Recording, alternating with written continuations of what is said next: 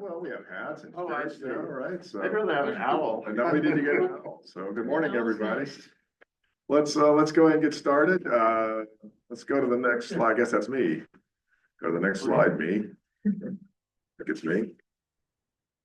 Okay, normal format. I don't see any new folks that need to be introduced here. So we do have a presentation today from Dr. Mark Jacobson, and he's going to call in around 10 till 11 or so on Zoom. So we'll catch up with him in a little bit. But I think we've got just about everything here. Host appreciation is Sonoma Clean Power. So Brad, thank you for allowing us to come here today. Always great to meet here. Super easy for me. Yeah. All right. Yeah. And Marvin. And Marvin. Marvin, who got here early to make coffee. Thank you, Marvin. Thank you, Marvin. Yeah.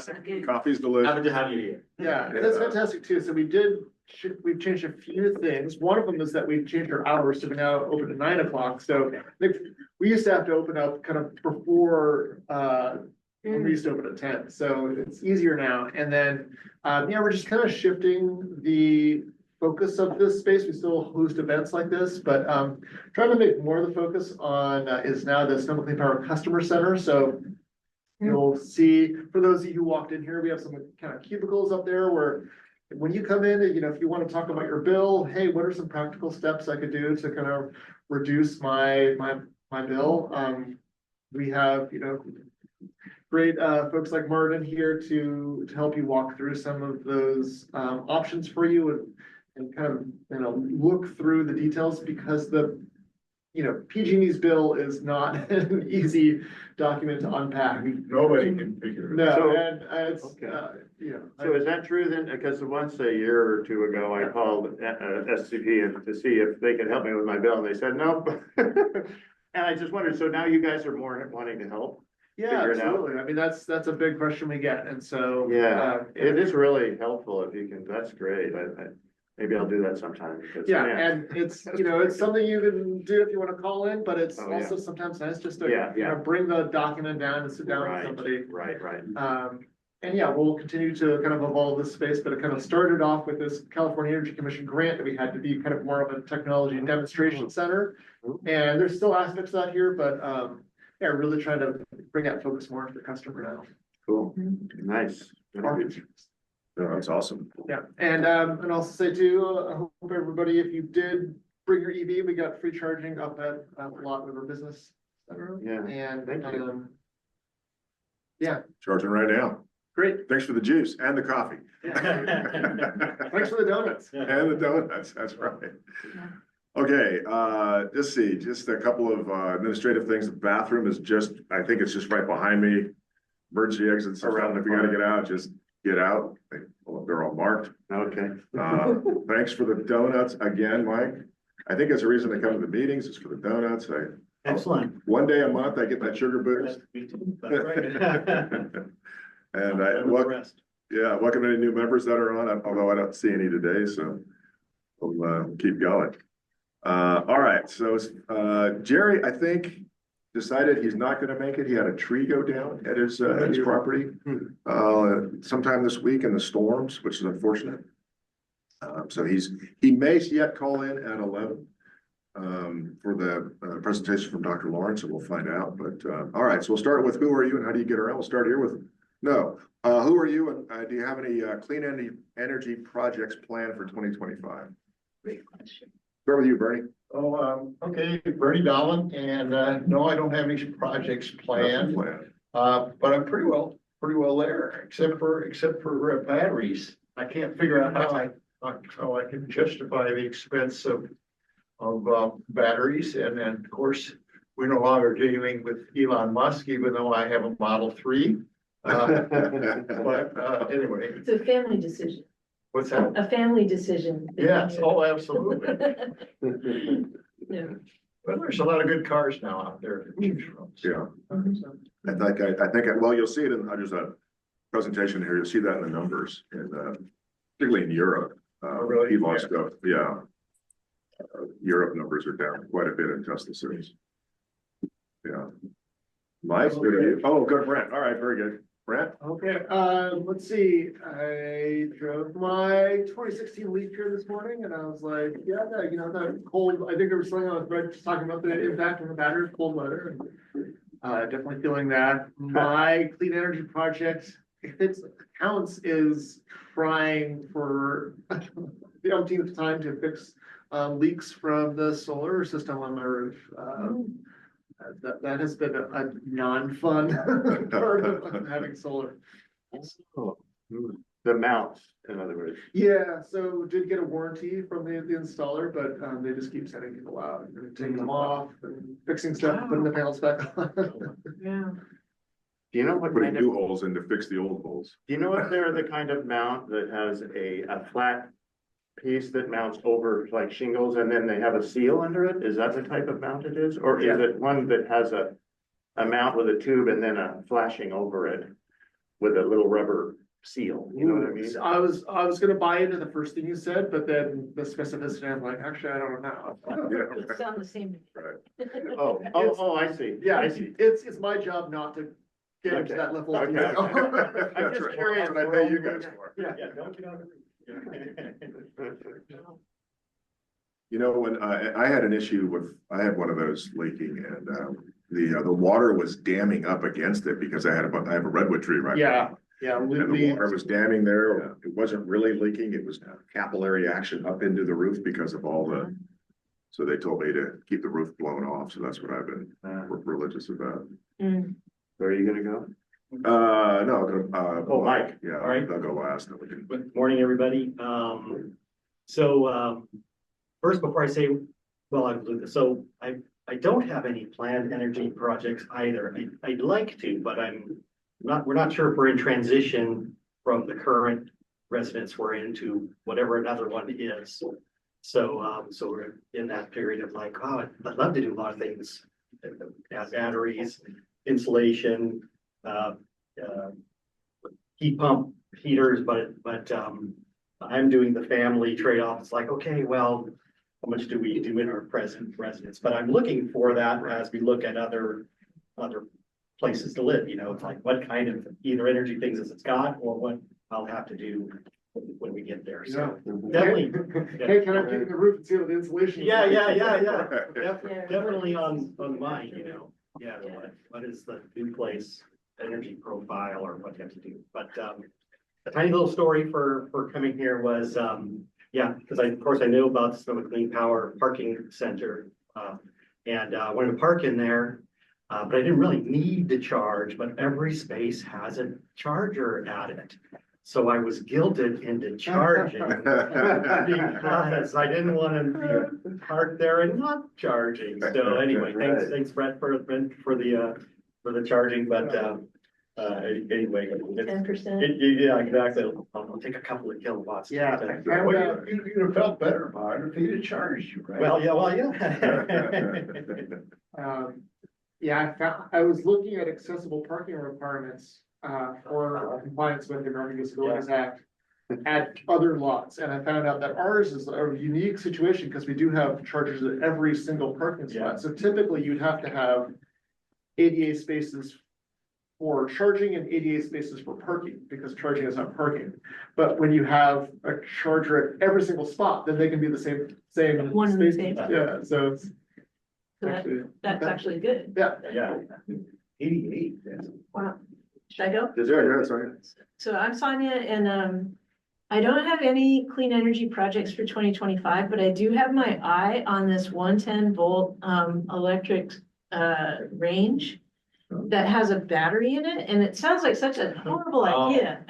The Copper Charlie. Yes. So it's great looking. It's like really kind of cool looking, and maybe it has wooden handles or copper handles or something like that. And the battery assists the amount of power needed. And so it makes sense. So what you do is you pull out your old gas range that has like a 110 outlet, hopefully dedicated or something like that. And you just put this one in and you plug it in 110. And apparently the battery doesn't heat with the stove too much or anything like that. And they want like a lot of money for it, Okay, $6,000 or $10,000, something really huge. So yeah. it probably would be cheaper for me to just call an electrician and get a cheaper electric range, but that's out there for us, and we're just, watching what minimal gas we currently use, that sort of thing. And I'm doing water diversion projects other than that. Like, we're probably a couple French drains short, particularly to the water that's coming through. That's right. Wait, That's right. If it's hugelculture, maybe it's like a little bit clean energy adjacent or something like that, do some fun things. What's that? We had a question? Oh, Lawrence? Yeah. Yeah, just wanted to say that, well, two things. The prototypes of the copper had an outlet so that in a power outage you could run your refrigerator, but they had some issues with that. The equipment was UL listed in its own enclosure, but not UL listed in their enclosure. So they're having to hold off on that for a year or two until they can figure that out. So it's probably not in the early production models, but that might be something to think about and wait for. And the other thing is, if you want to cook, do induction cooking today, this is what we do in a rental. We have 3 induction hobs on our gas stove, and 2 of them are plugged into a power. Well, all 3 are plugged into one power strip, but when we have all 3 going full, we plug one into a different outlet because the power strip only can handle 15 amps before the breaker on it pops. So anyways, we got a 4th burner under the counter in case we want to pull it out. So a super cheap way. We picked up these between $9 and $13 each at the thrift store. I think new they go 60 to 80 each, but still cheaper, even if you buy new, than putting in electric service and changing out the whole range. And the gas oven we generally don't use because we've got an convection cooker there and another one in the cupboard, so we can do 4 12-inch pizzas at once. And the gas oven gets used maybe once a year for a holiday. So consider it. That's pretty cool. Never thought about it. Consider it That done. kind of hack, yeah. I've got the easy bake oven too. Yeah. We've done the same. We had to do the same thing for about a year before our electrical got updated. Yeah. Wow, that's cool. John? I've talked to people who did this temporarily just to check it out, and they said it worked so well for them they never went for the 240 service and all that. Cool. Yeah. And I can just put a plug in too. We do offer an induction cooktop range rebate in the center. So Oh, there you go. How far back do you go if you did it a year ago? yeah, you have to submit an application and Yeah, then okay. take pictures when you install it. Yeah, It's pretty easy. That's right. John? Okay, yeah, I'm John Palmerly. I drive that converted Toyota pickup that Ellen and I did years ago. But the only thing I can think of for a renewable project is we have a shed, actually kind of inspired by Bernie's shed. What's that? You know, we finally finished the shed that's just like yours. Oh, And I just want to put, I have some extra solar panels. I wanted to put some on there, and we have a little battery box that, I don't know, has 6 or 8 kilowatt hours of batteries from an old EV project from Thunderstruck and from my truck. That's cool.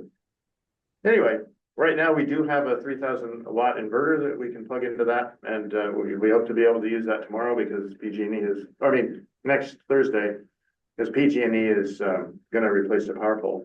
But it would be nice to have it automated and connected to a couple panels on the roof, and not real fancy, just And have off-grid it. shed, though. huh? Off-grid. Well, that would be cool. Yes, we could have it be an off-grid shed. That's Yeah, cool. right. Good plan for that. Yeah. Plug in your car into that, right? That'd be- Yeah, right. It charged for an hour. Yeah, right. Brad? Oh, yeah. Hi, I'm Brad Morrison. I drive a 2004 Honda Civic Hybrid with like 192,000 miles on it. So maybe my clean energy project for 2025 will be to get a newer or maybe even new electric vehicle. My housing situation, I've rented rooms for a long time because I'm just me. I don't have much stuff, so I rent rooms because it's cheap. So I've rented rooms a lot over the last 10, 15 years. But if I land in a place where it works in terms of charging, I could get an EV. But haven't landed in that place yet. All right. Let's go online. Let's see who is, how about you, Caleb? Anything planned for 2025? Yeah, I actually have a lot of plans this year. So Wow. our AC system is 30 years old, so we're going to be putting in a heat pump. So that's a big shift. We also have a Challenger panel from the 90s. We only have 100 amp service and we can't update it. We can't upgrade to 200 amps where we are because we're in a condo. So I'm planning on upgrading the panel because Challenger panels of this era have a tendency to light themselves on fire. They do.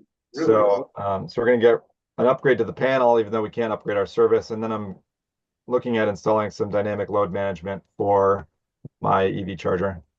So we can kind of have the access without having to worry about how much amperage is coming out of the panel. So, and I did get a new EV. A new one. I bought a 2018 BMW i3S, and so I'm back to my BMW. Caleb, when you do that panel, are you going to get something like a what are those ones out of Center Phil called? Scan. You're going to get a scan panel when you do that, or are you going to get a regular panel and then do the EV load sharing separately? Yeah. So the span panels are, I want to say they're like almost $4,000. Oh, Jiminy Christmas. Okay. Yeah. So and so what I've been looking at is there's actually a load manager specific to the wall box, like specific to wall box EVSEs, and it's like $400. And so I'm looking at just basically putting that in because that's going to be the biggest draw on the system outside of my oven and AC system. So, but going to a heat pump on the HVAC, and then we have an induction range. The 100 amp is going to be fine for all that. It's really just when I want to pull the 40 plus amps for the car. Cecilia? Hi, Cecilia. Currently President Emeritus of NBEAA, and I also have a gas range and have been using an induction stovetop on top. Also had an electric stove. It recently failed. I was going to fix it, but I'm thinking I'll just get another induction capable pot. So that'll be my little project, and maybe one day doing some kind of little mini solar project, not for like the whole house, but for like using some energy from the sun for little things. Balcony solar. I was driving in Sebastopol and I saw one of my neighbors had removed all the solar panels off his house, I'm sure to do the upgrade. And he had, I don't know, 24 panels on the front yard marked free. Oh. I'm like, Wow. okay, so these probably the 180 panels from 2005 or 2000. He put that in 2010, maybe. So these are 15-year-old panels, and he's upgrading all of his panels. And I should have just taken them. Yeah. Should have. Should have taken them yesterday. I'm sure they're gone today, but You should look. Was the upgrade done before NEM3 took effect? I have no idea. No. It was just this week. So I don't know when I talked to Enphase about upgrading my panels, because since I put my system in 14 years ago, the power output's doubled. Yeah. Right. And so it's a pretty good deal, but it violates all your PG&E rules, right? Now you're producing twice as much power, so your system is out of compliance with your NEM 1.0. The inverter, right? Like the inverter is what they. Is that what it is? Approved, What about yeah. your mic? What about, I thought it was the power capabilities like Well, that. the size of the inverter is the maximum export that you can put on the grid. Okay. So Okay. like mine's, But once you change out, I thought lose your grandfather. I think you lose your grandfather status if you kick that up to 10K. Yeah. Even if you change, if you're just gonna say, leave all the wires and double everything. Yeah. I think you lose your NEM 1.0. which is Some what I people meant. throw caution to the wind and I know. So I will say, very depressing now, like once a month in the Press Democrats little ad, there was one this morning to go turn in and recycle your solar panels. Right. Yeah. So it's kind of like, oh darn, this 20-year lifespan on solar panels. It's starting coming to, up. it's coming up. Yeah. Yeah. Oh, so I guess what I think of when I think of upgrading the panels on an existing solar system is that my understanding is you're still eligible, and this may all change with, the Inflation Reduction Act and the new presidential administration and any tax incentives or changes that come to tax law in the next however many months or years. But if you upgrade an existing system, my understanding is you're eligible for all of the tax incentives. So you could take a system, a mounting system, Yeah. and it's a lot easier and less labor Oh, yeah. to upgrade an existing system that's maybe 15 or 20 years old. Yeah. And the downside of that is that then you get bumped to the new NEM3, which is a much lower reimbursement or compensation. Yeah. Unless those Yeah. unless those lawsuits actually against the CPUC decision actually overturn it. Gary, how about you?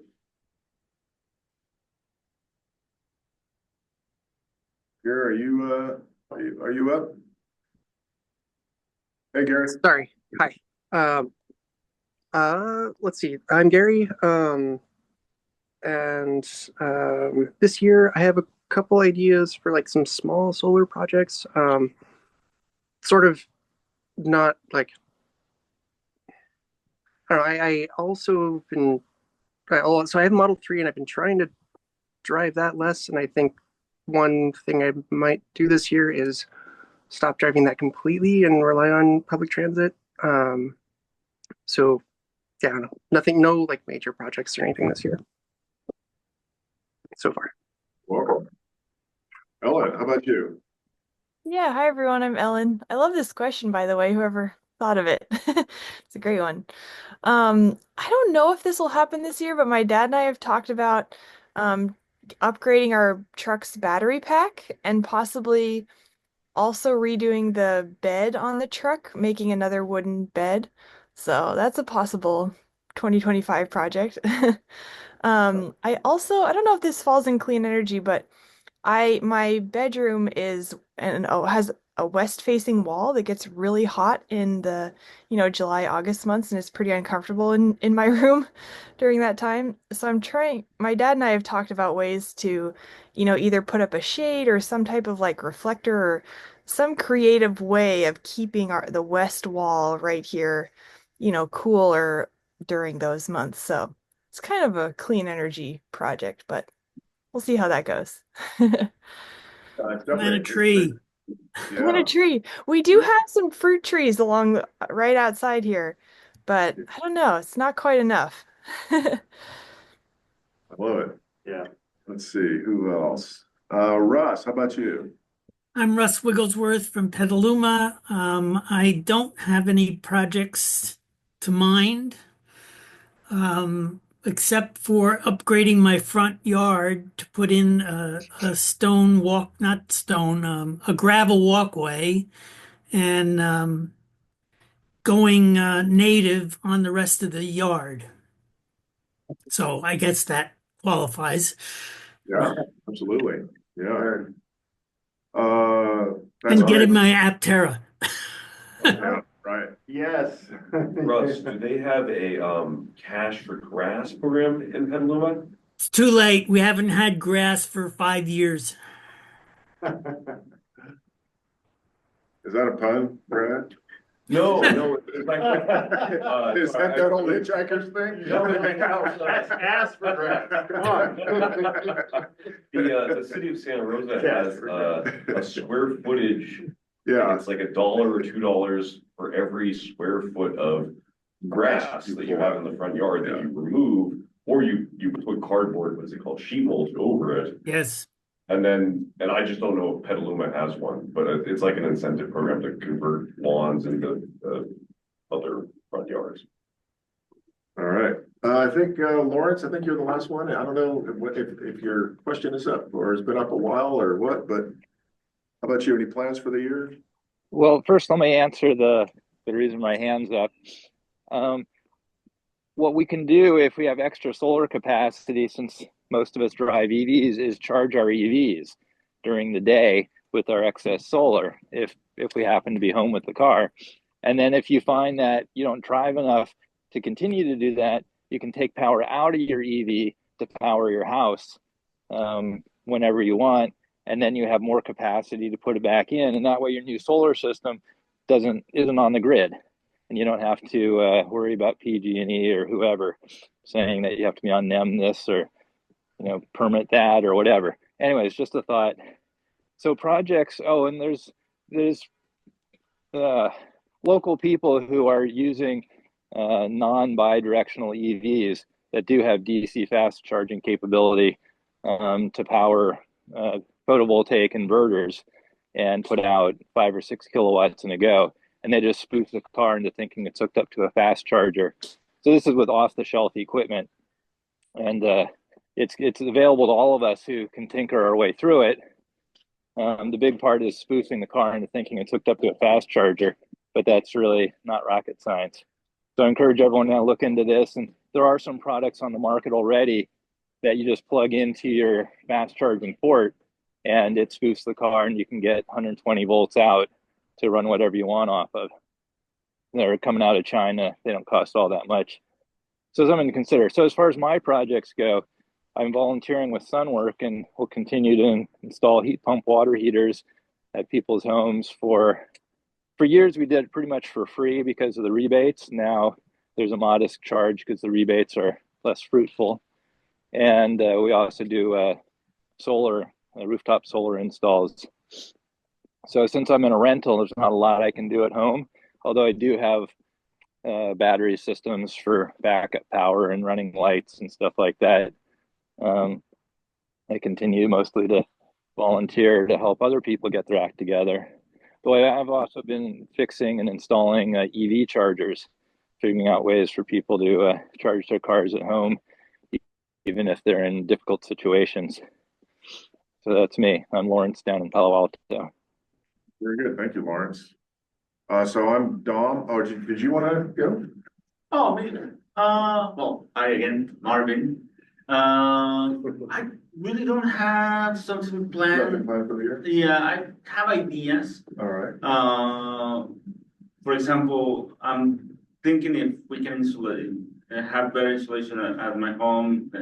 I have this problem where the top always hot, Yeah. bottom floor is cold, freezing cold right now. Yeah. Yes. So Yeah. I want to see if we can insulate better, and get that thing better. Yeah. Yeah. So I'm Dom, and the reason I asked the question is I'm right now, I mentioned this last month or the month before, I'm trying to convert my dad's workshop into my mom's ADU. And so I will keep you updated on the time when I submit a permit to let you know how long it takes PG&E to hook it up, because we have to put a 220 amp service from a 100 amp service, because we don't have enough. There's 30 amps that go to that room right now, and my goal is to make the whole thing fully electric. So I'll be in the market for heat pump water heaters and heat pumps for the room. And the architect I'm working with showed me his workspace, and I think he has like R60 in his ceiling. Wow. And are enormous in the walls. Or enormous. And he keeps it, the place is in Sebastopol, he keeps it at 61 Fahrenheit. He sealed the concrete floors with this sealant. And 61 feels like 68 with that much insulation. It's amazing. There's nothing drafty about it. There's nothing sucking the heat out of your feet or off your skin. You know, it's just, I mean, there's literally a foot of insulation in the roof. So I'll keep you guys updated, the whole process. If you're interested, maybe make a slide next time on what I'm doing, and try to get a sense of how long this is actually going to take, because I've heard good and horror stories about putting in ADUs. So Yeah, and increasing power. And increasing power and getting PG&E to respond and all that sort of stuff. I think it's fascinating what you're mentioning about, something I think most people don't realize about heating a home is that the same air temperature in the summer versus the same air temperature in the winter, is extremely different. Very different. Especially in a home that doesn't have good insulation. Right. And it's because something that I think I've just been studying a lot, and I have a physics kind of brain, but because you're radiating all the time, and if the walls are not also radiating because they are warm, then you are losing heat in the same air temperature, you know, so you're talking about insulating walls. That means the inside surface of the walls is equal to the air temperature, which means they're radiating towards you. And I think that's a really critical kind of concept for us to keep in mind as we talk with people about it. Like, I'd be interested to know if when you talk about that, if you find anything out about that. That is out there, you know, information that we could share. It's pretty Is interesting. it related to Ellen's question about a west wall where, you know, if you're trying to do a radiant barrier, you can do reflective coating on an exterior wall, you can do radiant on an interior wall, you know, like. Yeah, we'll have to put, I mean, most of the building faces west, so we'll have to put some trees out there on the other side of that little deck we're putting facing. It'd be an interesting project, so. Filling it up tight, make sure you consider humidity in that. So I do want to keep on schedule. Our guest speaker's joining us in about 15 minutes or maybe 20, somewhere in there. But Linda, just quickly, if you would catch us up on who you are and if you have any clean energy projects rolling in for 2025. Clean energy projects, no. I do find I use a lot more power in the winter than I do in the summer because I don't have gas in my house, so everything's electric. Okay, well, very good. Well, let's go to the next one. Our treasurer, let's see. I think we all know this stuff. We're a chapter of the EVA, and EVA has been pushing out a lot of emails to all of us. You guys have not noticed that. We send out, Jerry sends out a club email 3 times a month, a week before the meeting, the day before the meeting, and then a couple days after. And we have a Facebook group, and we are still 1 year later looking for a VP. So if you want to catch this YouTube or a YouTube of this meeting or any of our other meetings dating back about 5 years, you can go to YouTube / NBEAA whatever it says. I can't read it. NBEAA. Or you can go to NBEAA.org and get this presentation in PDF or PDF format. There's 3 methods of communications: NBEAA Club, which is what basically officers push out to the entire group. And then there's pretty active discuss chat, which is always fun to watch. And then in this month, there's a few news items that we've created some slides from the news feed through the month. So thankfully, there wasn't a lot of news on the election in the chat. So I think we're all just waiting for the other shoe to drop to find out what we're dealing with. But over to you. I'm this year's treasurer, and this year we had kind of an unusual year. We had kind of a starting balance of $6,587. And then we got like what I think are 14 memberships. And they distribute locally to our chapter between about $10 and $35. It's a sliding scale. You get to pick what you want to pay. I think maybe the lowest is $50, and then we get 10. There is a chart that shows me exactly how much each of those contributions get broken out at. Okay. So I do have that detail. I don't remember it off the top of my head, but generally we got $335 in income from everybody renewing memberships. Thank you very much. I think, somebody pointed out to me recently that 50 is a lot for a year. So we've always been kind of like very open to people not joining, but if you want to, you can always give a small donation to our chapter right on the myebaa.org website. One person gave a $25 donation. I think it might be because we gave somebody a t-shirt at birthday, and they might have gone in and just done a general donation instead of a club membership. the club memberships do give us like, liability insurance and stuff, for participating in events. We had a one-time $2,000 income this year due to our work with EV Noir on behalf of Sonoma Clean Power, which was real sweet. Brought our numbers up at the end of the year. Even though we paid for Earth Day, we bought shirts, we bought hats, and we bought business cards. We did not buy donuts, and we did not pay for Zoom. And that seemed kind of weird to me because I thought we were supposed to pay for Zoom through the parent organization. Thanks, Cecilia, for posting where you can donate if you'd rather just donate instead of being an active member. But as you see, we're doing really well, but we're going to think of ways to spend our money wisely now. And, at the beginning of the meeting, we talked about maybe getting a meeting owl. So we might have some equipment purchases that we'd like to make in 2025. And then we also talked about ways that we could contribute back to our community. And I think we'll just have to renew those conversations at another date, but knowing that we're in a position to do some good work in 2025.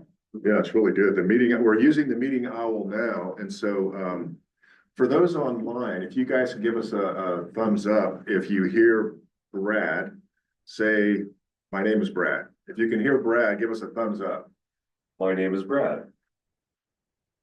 We're getting ourselves an owl, folks. We can't do that at Thunderstruck.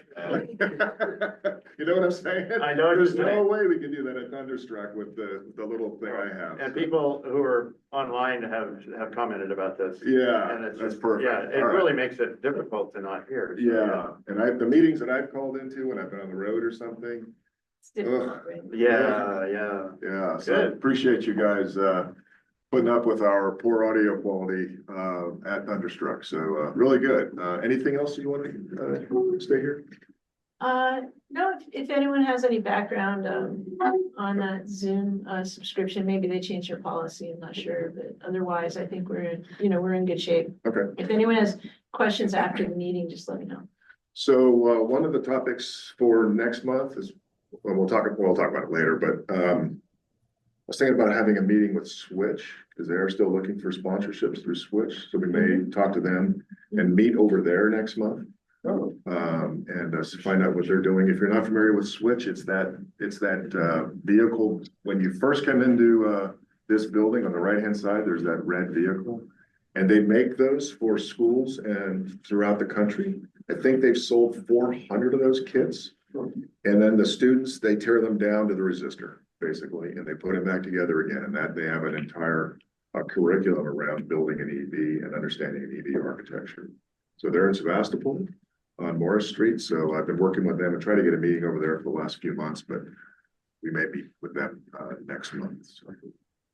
Does anyone know if there's any other business members of the NBEAA besides Thunderstruck? Like I was thinking Switch. I actually hadn't thought of that before.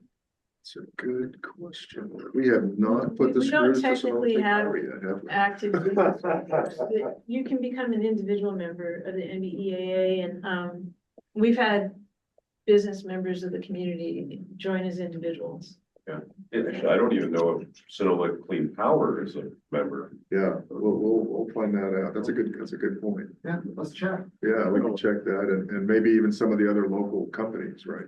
Yeah. So Lawrence, you got your question answered there? I did, thank you, Okay. including links. I'm wondering, I keep driving by these chargers in Sebastopol and they're still not open. I'm just wondering what the heck's going on over there, if anybody knows. The Tesla ones, the big, Yeah. I don't know. Yeah, it seems like they must be sitting on some final inspections or something. Have people noticed that there's the same situation in Katati now? They're all built out behind a chain link fence on the octagon. Oh, I didn't notice that. And still, and waiting to. Yeah, I thought they were a little behind the Sebastopol ones. They were listed as under construction on the Tesla supercharger site. And I've been checking on that, on status, and it's just still listed as under construction. Maybe they pulled the funding. They've done all the work. No, I admit. Yeah. probably waiting on interconnection or anything like Yeah, that. Yeah. I know also too, the Electrify America station down at that Petaluma outlet. Is it the outlet? Well, there's the existing Electrify America stations in Petaluma. They're replacing those with the newer. I think you were like the original generation. Yeah, ones. you're getting new the boxes down there. Good, Oh, that's good. yeah.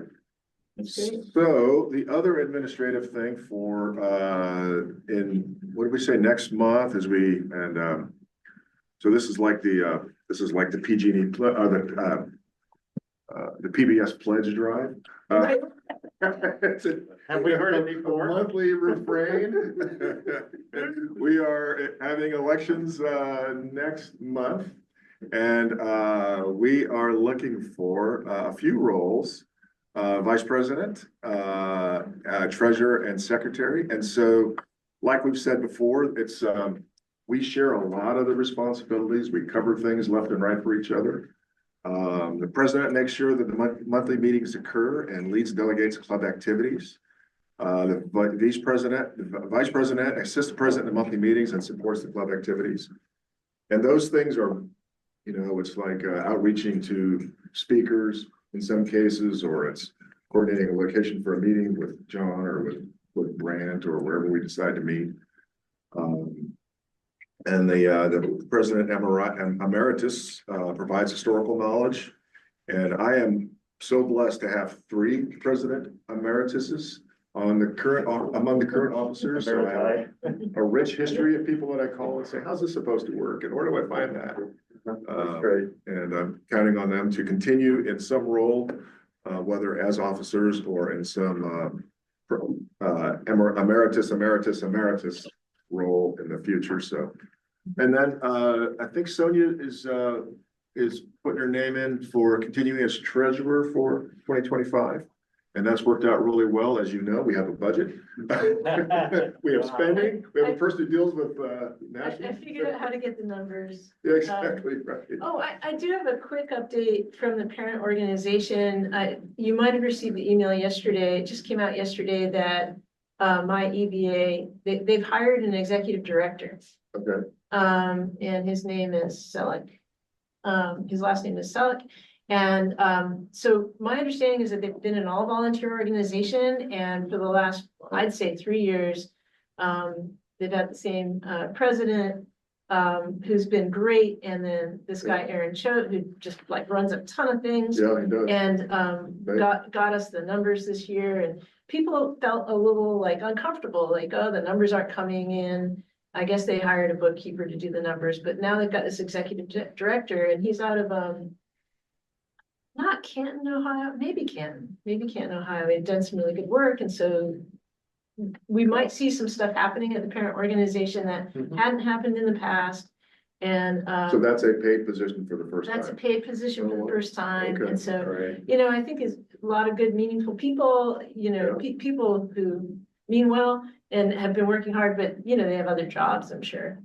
So we'll see how that goes. And I thought I could pretty simply continue as treasurer because I figured out how to find the numbers for them. Finally figured it out. Exactly. And get people reimbursed. So we know how to do that too. Yeah, very good. John, could you clarify that you are actually willing to go another year? Yeah, I've got another year as president. Okay, Sure. okay. Yeah, I'm not planning to step down. I did want to point out that you can't create a president emeritus from scratch, so. You have to have somebody take Cecilia, the you might have job. to. So Cecilia, you are still the president emeritus. That's right. Unless you want to cycle back through and be the VP again. You are hanging in there, Cecilia, and she dropped off. Yeah. Not ready for cycling yet. All right, Okay. perfect. And then you guys see the work that Jerry does with getting the club decisions recorded, and then doing a great job on club communications and keeping me constantly reminded on what email I'm supposed to be sending things out on, because I always forget. Wait, what microphone is on? What microphone am I holding here? So Yeah.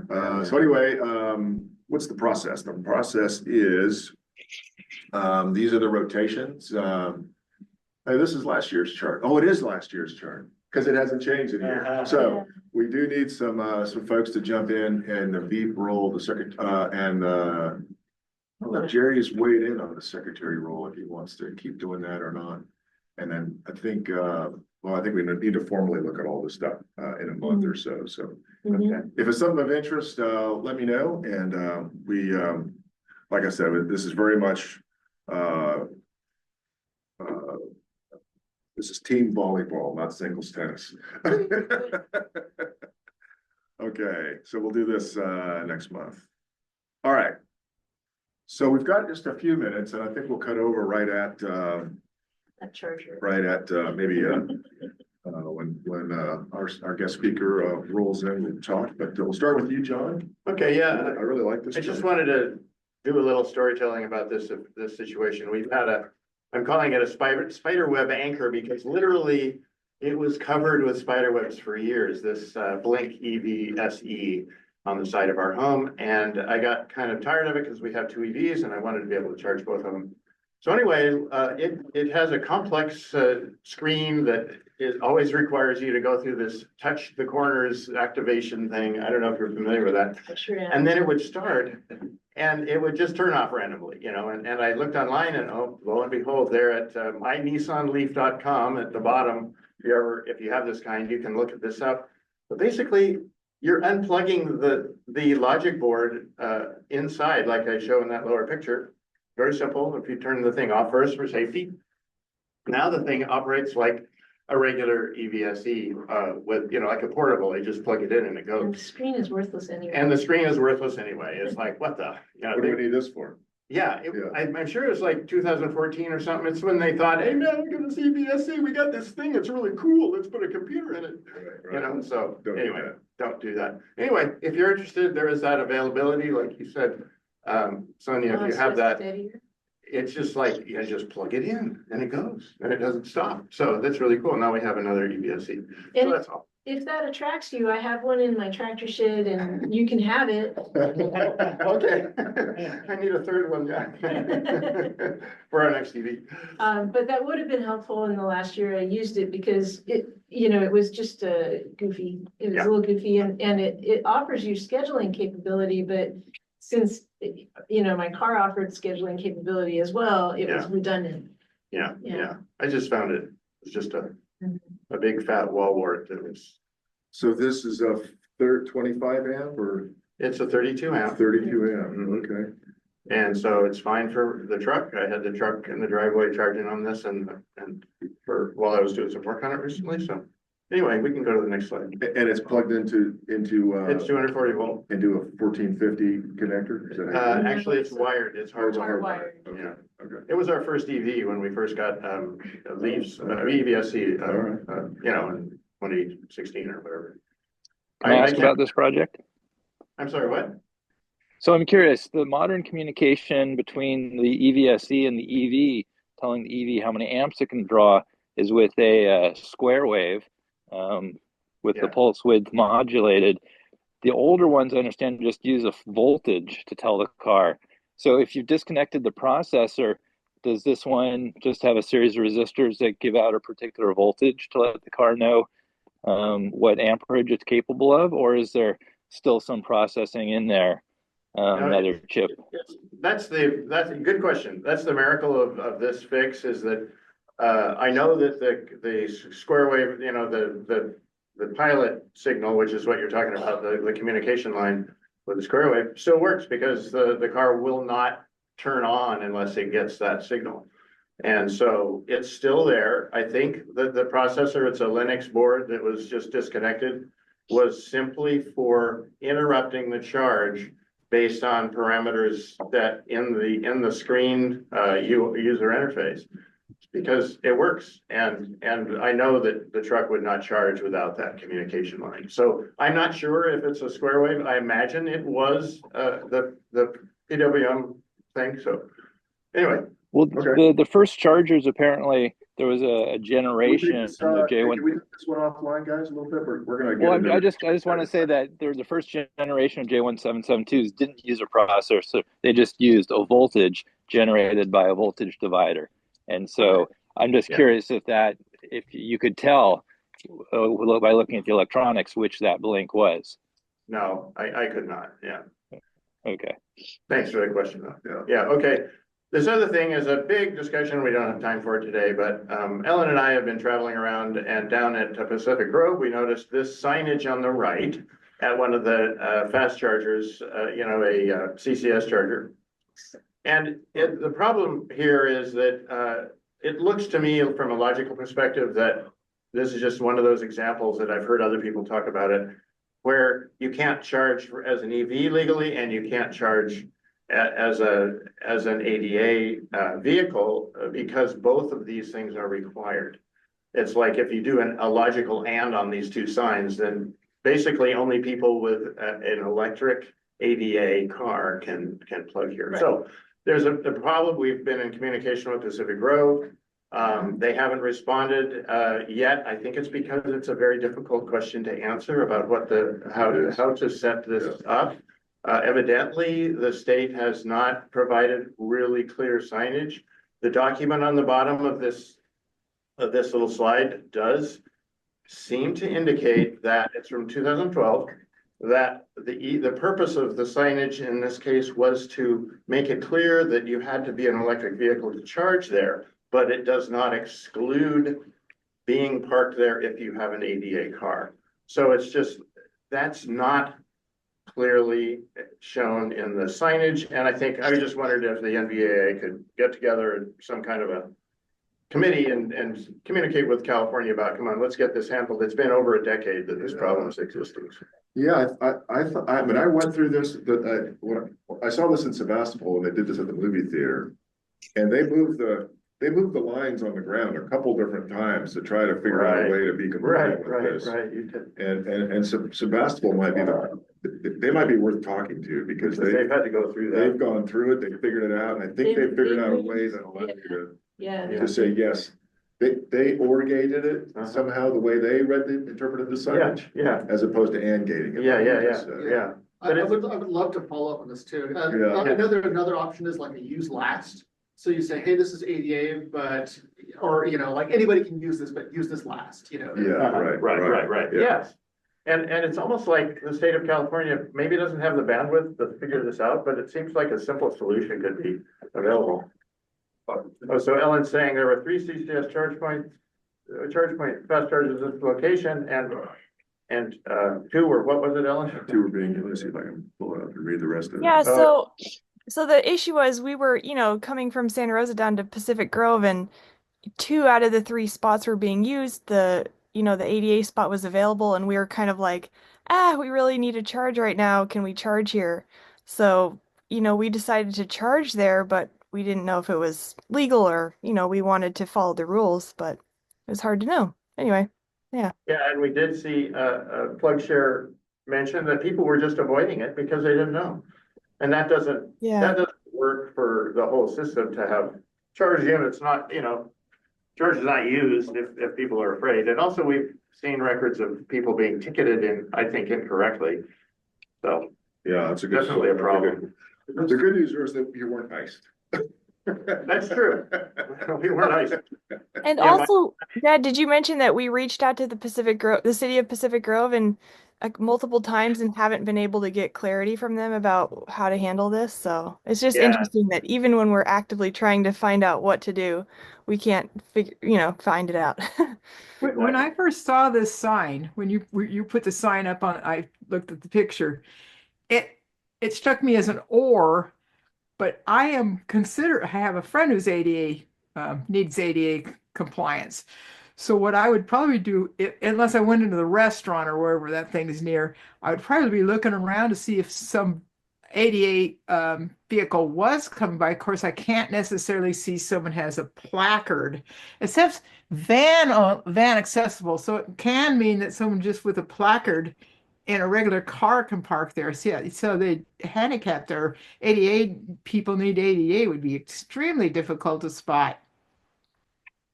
Yeah, but the problem is then the sign underneath it says no parking except for electric vehicle charging. So, okay, what do I do? The strict interpretation is you have to be ADA and charge. Exactly, yeah, that's right. That's right. And that's what the sign says, but it's probably wrong. We don't know their intention. Exactly. I think we have time for one more topic and then we'll cut over to, I see, Dr. Jacobson has joined us, so we'll head over to this one more topic and then we'll, cut over our main presentation. See if we can figure this out. All right, so here we go. This was reported in the news. I think you found it, Sonia. Yeah. And so, despite all of the chaos and falderall in the press, we continued to grow as an industry. We added 1.3 million vehicles throughout the country in electric vehicles. I think California is still probably the bulk of those, is my guess. And it's up, that represents a total percentage of new vehicle sales of 8% versus 7.8%. So it's the auto industry has to sort of respect those numbers. And they put in a very sort of confusing chart, at least in the further report that I read. The chart on the right shows the growth by brand compared to last year. Right. So this is not a growth chart, it's a growth by brand compared to last year. Compared to last year. And look at Honda. Honda started selling those Prologues in March. And they've pushed 40,000 cars out in That's March. what surprised me. And we had one here for Drive Electric Week, if you remember. Yep. So those are underneath the hood. Those are General Motors, Ultium vehicles. GM had, 38,000, vehicle growth. Hyundai, really grew a lot. And I think, and then Ford, did well over last year as well. So, I was just watching an interview with the president of Ford. I forgot his name. Ford lost $5 billion last year in their EV business, but Ford is very focused on EVs. They know they're the future and they know that they need to be head in on this, and they plan to roll out a whole new series of vehicles. Yeah, I'm a little surprised at the top 10 there, and maybe I don't know exactly when the Tesla Cybertruck and the Ford F-150 Lightning came out in 2024, but I'm surprised that the Tesla Cybertruck outsold the F-150. Surprised me too, and I think it surprises Ford. Huh. I think it surprises Ford. I think everybody expected the Cybertruck to be super nichey. Where do you see the Cybertruck up there? The On the top left 10, column. yeah, it's right over here. The top 10 On is the left. absolute Five and sales. So, six. so Absolute in sales. absolute sales. Yeah, that's right. Thank you. Sonia. Yeah, the Cybertruck came in 5th. Well, it had a big backlog, right? People Yeah, had that's right. years. And And then if you look at the far right, the Tesla total numbers, so VW total numbers have gone down by 22,000 vehicles, 24 versus 23. And they paused their factory. They paused their factory. They're having, I mean, I was over in Germany this year visiting a friend of mine, and the Germans are, they're at a loss for what to do with EVs. It is a serious issue over there, with Volkswagen. And then Tesla's down 37,000 vehicles year over year. So that means that the numbers, Tesla, if you remember 3 years ago, I think Tesla's was in the 70s, and then in the 60s, and in the 50s, and now in the mid 40s. So Tesla's I think absolutely. a year ago, I thought this is healthy, competitive It is. market share shift. Right. But then I think the political part. I think the Kicked Elon cost, yeah. The Elon effect. Yeah, all right. So Have any of you guys seen the Cybertrucks that people have painted auto paint on? oh yeah, Those are really attractive, but I thought, doesn't that go against what the Cybertruck was supposed to be? yeah. Yeah, it's tough. Is it Taffa, that other one, or Taffa? There's a Tesla in the middle. which That's is something very else. small. That's That Tata. Tata. That's the Indian vehicle, Tata. It's not Indian. It's an Indian vehicle, yeah. Oh. Yeah. Okay. So it is 11, and Dr. Jacobson, welcome if you are on. Good morning. Yeah, hello, can you hear me? Yeah, so I will, so Dr. Jacobson is at Stanford, and I'll let you introduce yourself. Beyond that, I'll stop sharing and I'll let you grab the conch here, if you will. Okay, so yeah, so I was asked to talk about what's going on in California in terms of electrification and clean renewable energy and so most of the grid. So I'm going to talk, well, first about kind of what's happening globally and then go down to California and see what's been happening in the last, not only last year, but what's happening this year so far in terms of transitioning to clean renewable electricity. So I work on understanding large scale air pollution and climate problems and developing clean renewable energy solutions to them. I've been at Stanford now over 30 years as a professor, and I've been teaching and doing research on this subject. But so I'm going to kind of focus on what we've been doing in terms of developing energy plans. So most recently, we've been developing energy plans for countries around the world, and also we've done all 50 individual states and many cities around the world. But so we're focusing on three major problems: air pollution, global warming, and energy insecurity. So we're looking for solutions to all three problems simultaneously. And just to put this in perspective, worldwide combustion from bioenergy and fossil fuels causes about 7.5 million deaths per year. Based on a statistical cost of life and morbidity, that's on the order of $30 trillion per year today due to health and mortality. And so air pollution is the second leading cause of death worldwide. In California, there are about 12,000 deaths per year due to air pollution. In the US, it's close to 100,000, but worldwide, it's about 7.5 million. Global warming is expected to cost $30 trillion per year in terms of social cost of carbon by 2050. So, I mean, just to put things in perspective, air pollution is actually a far greater social cost today than is global warming, but global warming is quickly catching up and has had horrendous impacts already, as we've seen. But the third problem that we're trying to address is energy insecurity. Fossil fuels are limited resources. Will run out at some point. That will result in energy price instability, social and economic instability, and political instability. And there are other types of energy insecurity problems as well, such as using centralized sources of energy, relying on different countries for energy, and also just lots of limits to fuel supply. But anyway, I don't want to get into those, but I just want to mention that these are all drastic problems that require immediate solutions. So our solution has been pretty much to electrify. We've developed our first energy plan, which was a worldwide plan back in 2009. And it turned out, I didn't know it at the time, but this was the scientific basis for what's called the Green New Deal. So so our energy plans have all been based on 100% clean renewable energy and storage for everything from the beginning.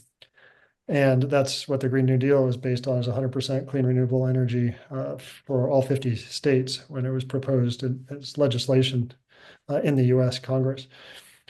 But so our idea is to electrify all energy sectors and provide the electricity with clean renewable sources. So for transportation, we would go to battery electric vehicles primarily. For some long distance heavy transport, like long distance aircraft and ships, where if we can't electrify, then we'd use hydrogen fuel cell electric, which we have found that we can do that technically. Even a 747-8 can be converted to a hydrogen fuel cell electric. It cannot be converted into a battery electric and provide the same range and thrust to weight ratio, but it can be to hydrogen fuel cell electric. On the other hand, for short distance passenger vehicles, there's no sense of using hydrogen fuel cells because even though it can be clean, if you use green hydrogen, it takes 3 times the number of wind turbines to go the same distance as a battery electric. It's just that a certain range and weight, it becomes more efficient to have hydrogen fuel cell. For buildings, we would go to electric heat pumps for air heating, water heating, air conditioning, even clothes drying, heating for dishwashers, heating for any type of water. We could use electric heat pumps, electric induction cooktops for cooking, LED lights, energy efficiency improvements, insulation. For industry, we go to electric arc furnaces, induction furnaces, resistance furnaces, dielectric heaters, electron beam heaters, and heat pumps for high temperature or medium or low temperature processes for industry. And for all these sectors, we provide the electricity and heat with just wind, solar, geothermal, hydroelectric, and maybe small amounts of tidal and wave power. And the wind is onshore and offshore, solar is mostly photovoltaic, but some concentrated solar. There's geothermal electricity and heat, and then hydroelectricity. We do need storage for such a large scale, what we call wind, water, solar system. And there's electricity storage, heat storage, cold storage, hydrogen storage. So electricity storage, well, concentrated solar power often comes with storage itself. Pumped hydro is the second largest storage in the world right now. Existing hydroelectric dams are the largest electricity storage in the world. Most countries have them. Batteries are growing, and California is now the largest, and Texas the largest type of electricity storage. Flywheels, compressed air storage, gravitational storage, and grid hydrogen with fuel cell storage are all kind of smaller niche types of storage. But then there's also really low cost heat and cold storage that already exist: water tank storage, ice storage, underground heat storage in boreholes, water pits, aquifers. Also storage of heat and building materials, and for industry, storage of high temperature heat and fire bricks. These are all low cost storage options for thermal energy. And then storing hydrogen. For our system, we only use hydrogen for a certain select applications. For one is steel production, replacing coke or coal for reducing iron ore to pure iron, using green hydrogen that eliminates processed CO2 emissions from steel production. Ammonia production, ammonia is made from hydrogen, so just use green hydrogen instead of hydrogen from gas, which is gray hydrogen. And then, as I mentioned, long distance transport, and then some grid electricity storage. Those are the only 4 applications of hydrogen. We would not use use hydrogen for heating homes, replacing gas in pipes. We would not use it for high temperature heat in industry. We would not use it for passenger vehicles, as I mentioned. Those are all inefficient, or in the case of combustion, polluting sources.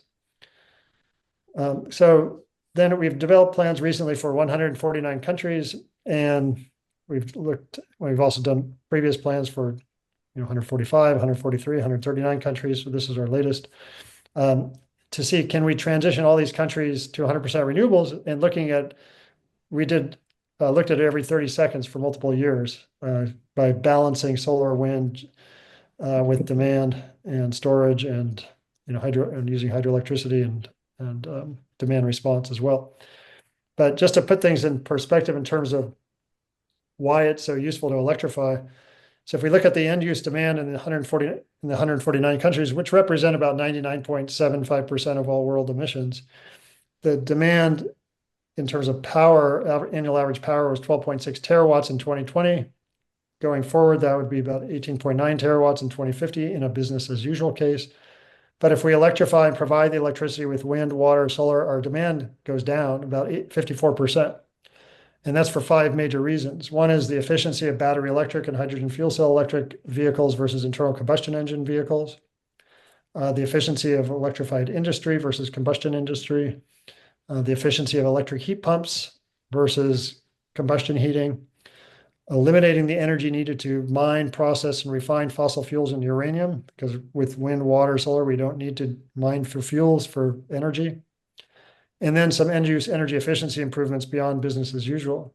So those add up to 54% reduction of demand without changing our habits, which is good. And this is one reason why it's so efficient to electrify and provide and use modern appliances, because we just need much less energy, and this saves a lot of money. So graphically, if we look at the timeline, this is from 2022 to 2050. If we don't do anything, we go along the top line. If we electrify all energy sectors and provide the electricity with wind, water, solar, we go down those 5 shades of colors to the 100% WWS line of which I just gave you the number for.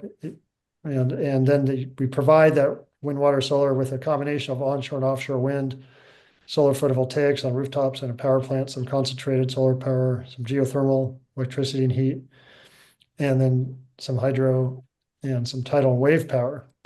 This shows a timeline of 80% transition by 2030 and 100% by 2050, which we're already at. If you look at this last year's data, 2024, world temperatures are on the order of 1.5 degrees higher than the 1850 to 1900 period already. But we have to look over multiple years to see if that holds. But in order to really avoid any more warming beyond that, well, there's going to be more warming, but to minimize the warming, an 80% conversion by 2030 and 100% by 2050, which this shows, would be helpful. This shows the same thing, except an 80% conversion by 2030 and 100% by 2035. We have 97% of the technologies we need right now to transition. And so if we can transition 80% by 2030, there's certainly no reason we can't transition 100% by 2035. But this requires quite a concerted effort to do that. This shows kind of one estimate of the mix of renewable energy sources, the wind, water, solar sources. When we averaged over the 149 countries to get 100% renewables, and then I show for the US the percentages as well, you can see there's quite a bit of onshore wind. I mean, it's going to be over 90% solar and wind. But you can see, and this is just one set of scenarios. You can come up with all sorts of scenarios that keep the grid stable continuously. But it's onshore and offshore wind, solar, rooftop PV, utility PV, CSP, geothermal electricity, hydroelectricity, tidal and wave electricity, then solar and geothermal heat. We analyzed grid stability in 149 countries, grouping them into 29 world regions. As I mentioned, we did separate studies for the 50 United States, and this particular graph shows grid stability in California. If we isolate California as its own, not even connected to the other Western states, I build computer models for my living, so I build air pollution, weather, climate model that works from a global scale down to the urban scale. And so from that, I'm able to predict the winds and solar radiation fields anywhere on Earth every 30 seconds. And so I use those types of those data combined with demand data and looking at storage and demand response. And this shows simulation results for seeing if we can keep the grid stable with just wind, water, solar in California. So this is based on our California plan that has a certain amount of wind, solar, geothermal, hydro in 2050 after electrifying all energy sectors. And this shows that on the top bar, it shows for a 2-year simulation every 30 seconds that we're able to match demand throughout California with supply, storage, and demand response perfectly with no loss of load. And then the bottom just shows a period of 100 days during that where we're matching demand with supply and storage. Point is, we're able to do this everywhere in the world. There's nowhere in the world we can't keep the grid stable with just wind, water, solar, with zero blackouts anywhere. It's just it's not rocket science. It's just an optimization problem. So it's just a question of like, how much storage do we need? How much wind, how much solar, using demand response to shift the times of peak demand as well helps. Okay, so then what's the cost of transitioning worldwide to $58 trillion? US is about 6, China is about 16, Europe's about $5 trillion. But what's more important is what's the annual cost of energy. So in a business as usual case worldwide, today energy costs the world about $11 trillion per year. By 2050, that's going to go up to about $16.5 trillion per year. But the health cost of energy in 2050 is about $34 trillion. Climate cost is about $31 trillion. So total social cost is about $81 trillion per year for a business as usual case. If we electrify everything worldwide, go to wind, water, solar, we eliminate the health and climate costs entirely from energy. And our energy requirements go down 54%, as I mentioned. Then the cost per unit energy goes down another 15%. So the total energy cost, annual energy cost, goes down about 60%. And the social cost, which is the health plus energy plus climate cost, that goes down 92%. So if we just look at the energy cost savings, 16.5 trillion per year minus 6.7, so that's about $10 trillion per year savings. Divide 58 trillion up front by $10 trillion per year savings. It's a payback time of around 6 years. So the energy cost payback time of a transition is about 6 years. The social cost payback time, well, look at how much we're saving each year in social costs, 81 minus 7. So that's going to be 70 4 trillion dollars per year saving. So that's less than 1 year payback time in terms of social cost. So this is a no-brainer that there's no downside to transitioning in terms of saving huge amounts of money, eliminating health costs associated with air pollution from energy, and eliminating climate damage or climate emissions associated with energy. Just to put it on comparison with regard to the cost of energy, IRENA, the International Renewable Energy Agency, did a worldwide average cost in 2024 of wind, water, solar energy generators. PV is around $44 a megawatt hour. Onshore wind 33, offshore wind 75, geothermal 71, and even enhanced geothermal now by 2027 will be about $80 a megawatt hour. Hydro 57. They're all lower than the fossil fuel cost in the worldwide average. So renewables are now cheaper on average worldwide. You'll find some places where some fossils are cheaper than some renewables. Mark, I don't know if you can see me. I was raising my hand earlier, but should we ask questions as you go along if we don't understand something? Or do you want us to hold? Yeah, well, right now, why don't I take a break for a second, see if there's any questions, and then maybe probably be easier if I just finish it through and then we can save them for the end. But yeah, if you have a question now, go ahead. Yeah, I mean, like on this chart right here, are you talking about the cost of the fuel? Or like what goes, this is just a lot of information for somebody who doesn't know this already. Yeah, well, this is the levelized cost of energy, which electricity. So it's like if you were to buy coal electricity or gas electricity or oil electricity, that's what this fossil fuel cost is. So that's the cost per megawatt hour of electricity generated, or which is equivalent to 10 cents a kilowatt hour. So on your electricity bill, California on average right now, you're paying at peak times around 60 cents a kilowatt hour for your electricity, which is going to be $600 a megawatt hour. At the retail level, not at the wholesale, right? Yeah, at the retail, but that's including the cost of the generators, which is this, plus the cost of transmission distribution, plus taxes and fees and all sorts of, so this is the cost of the generators, which is a portion of your bill.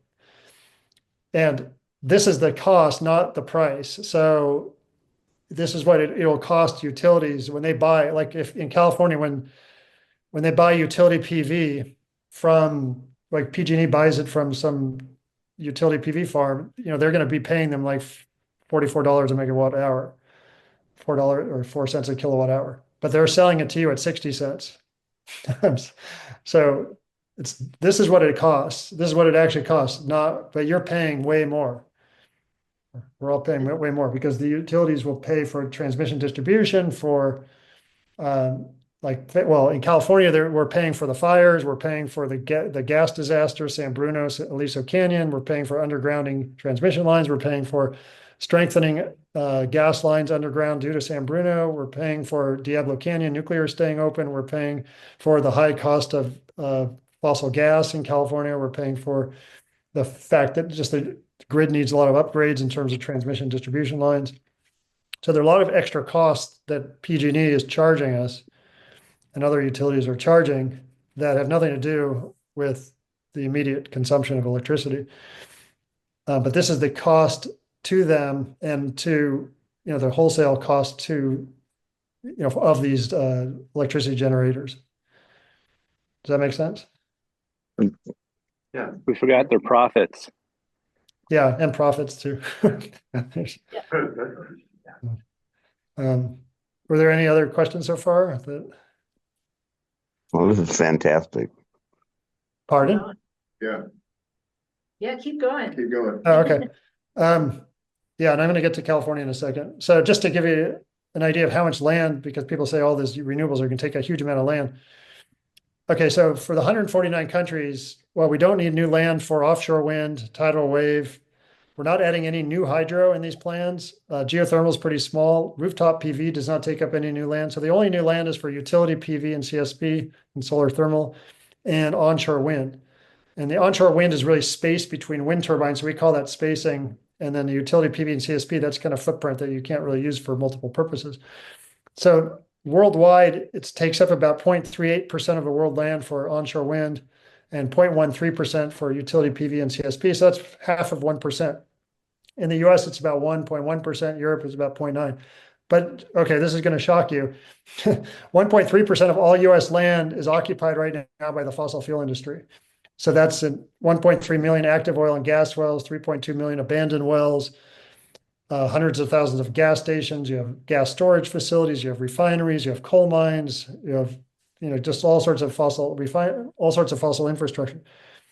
Another 1.24% of US land is used just to grow corn for ethanol production. And that ethanol is used for transportation. But you know how much, what's the share of ethanol in US transportation? It's 4%. So 1.25% of US land is used just for 4% of the transportation for the United States. And which is ridiculous because, first of all, photosynthesis is only 1% efficient. Solar panels are 20 to 25% efficient. So putting a solar panel on the same land instead of corn, you get 20 to 25 times more energy for the same land area. And because electric vehicles use 1/4 the energy as combustion vehicles, you really get 80 to 100 times the range for the same land with an electric vehicle running on solar electricity than a flex fuel vehicle running on E85. So this is, anyway, total land right now, so 2.54% of US land is used for energy. There's probably more, but so we're going to use less land by going to clean renewable electricity. Yeah. Okay, but to put that in economic terms, the fossil fuel industry has 1.3% of US land. But do you have any idea, like, what percentage of the US economy that is? Like the fossil fuel industry? Not off the top of my head. I mean, it's. I'm just Or what, assuming it's a lot or what more. percent of the U.S. Lobbying effort is put out by the fossil fuel industry? Yeah, by the way, this includes Alaska too. So we're talking about this is a lot of land that the fossil fuel, this is footprint that they're occupying. And it's going by, they drill 50,000 new oil and gas wells every year in central North America.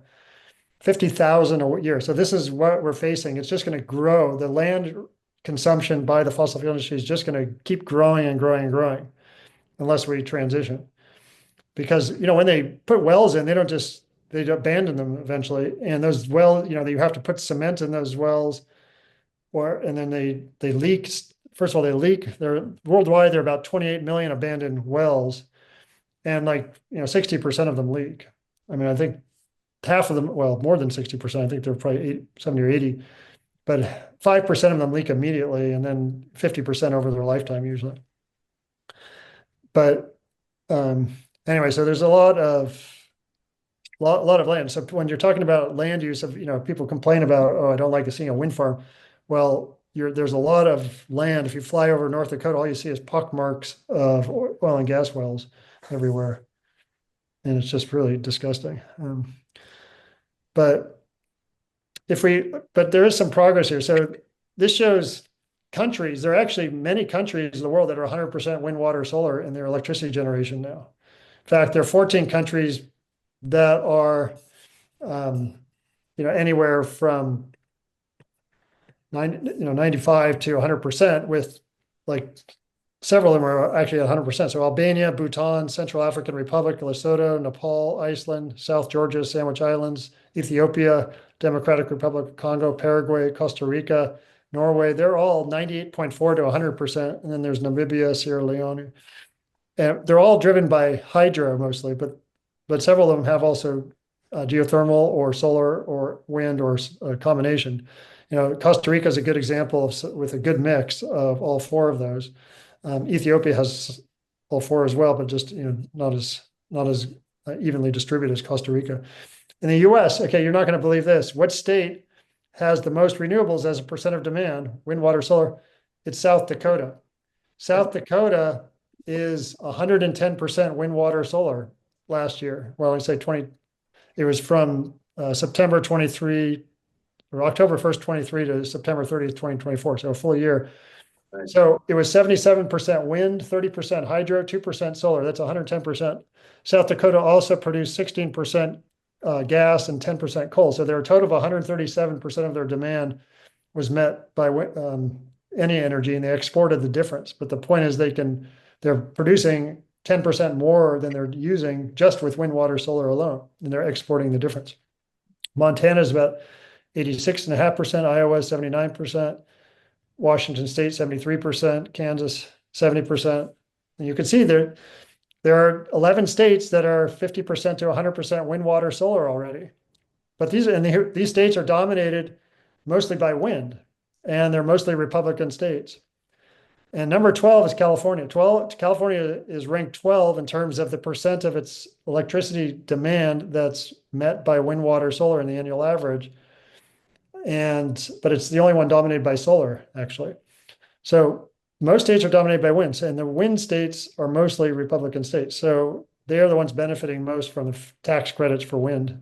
And interestingly, if you look at the price of electricity, the 11 states, these top 11 states with 50 to 100% wind, water, solar, 10 of those 11 states are among the 20 states with the lowest electricity prices.